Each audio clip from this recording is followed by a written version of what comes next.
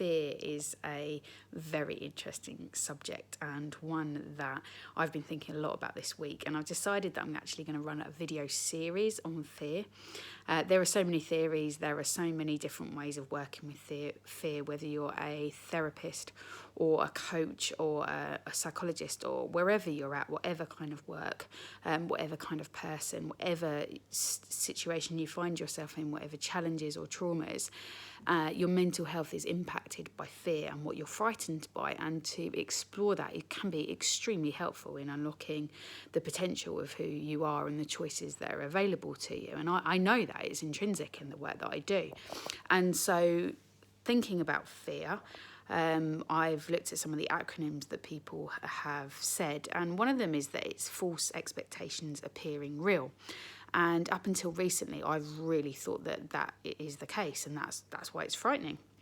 But one of the examples that I give with working with people is that fear happens when, it's similar to anxiety, and that fear happens when, say for example, a lion crosses your path. And I'm sure I've used this one before. I'm sure you've heard me use this example before. You're going to be frightened. You're going to be anxious. And what are you going to do? You're not going to shake the lion's hand and have a cup of tea with them.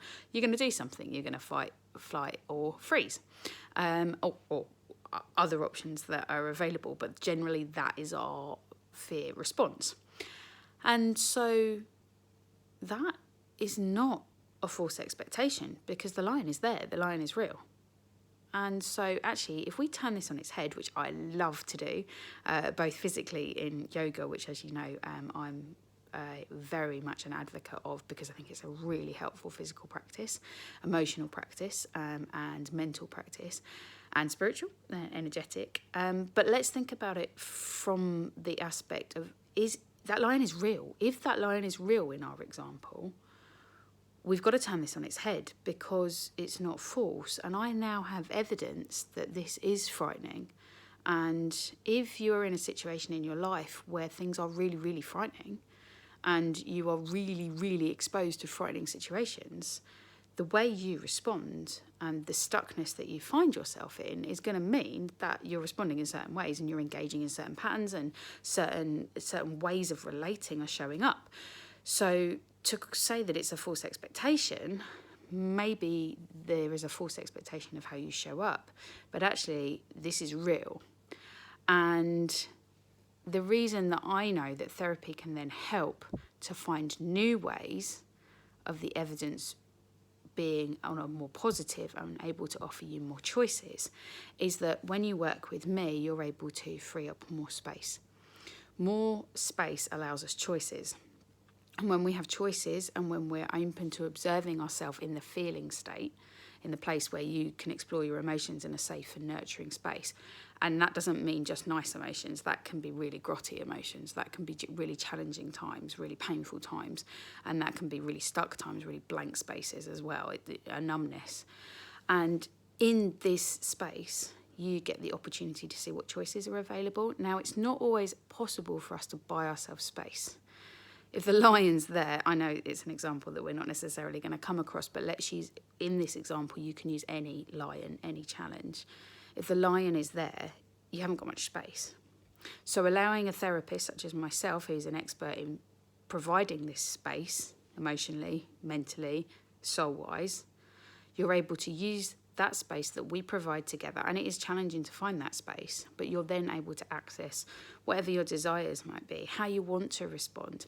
We have set patterns that for nature, nurture, experience, we evolve ourselves to, and to build new neuro pathways to make these decisions of what to do with the lion or the lions, the multiple lions, the family of lions that sometimes cross our path, is a place where we want to have choices. We want to have space to explore what our choices are and who we are. And we don't need all the old lions on our back. We don't need all the old pain and the old scars from the old fights, or, you know, anything that we're stuck with. So that's the space that I can create. That's the space that we can work to together.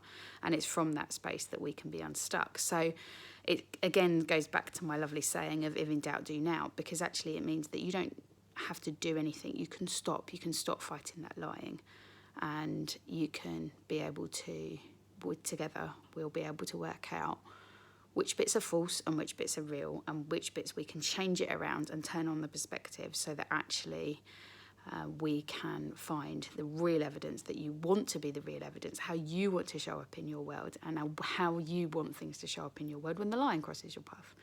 Okay, so that's enough about fear today. That's enough about lines today. And yeah, I wish you a really good day. And get in touch. Say hi. I'd love to hear from you.